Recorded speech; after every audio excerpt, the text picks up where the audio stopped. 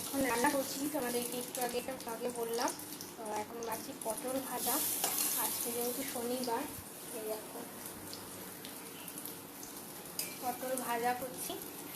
আজকে সন্ধেবেলা আবার একবার ও বাড়ি যাবো, মানে ও বাড়ি বলতে ও বাড়িতে গ্রামের বাড়িতে ওখানে পিসিমণি এসছে, ফুল পিসিমণি এসছে।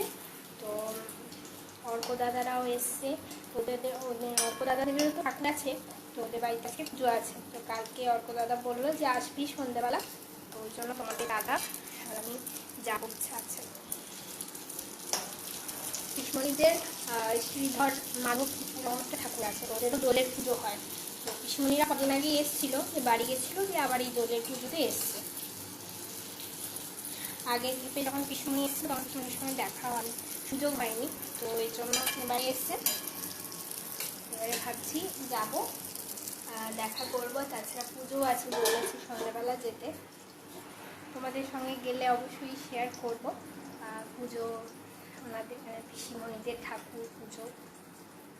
তো এই আর কি, চলো টাটা।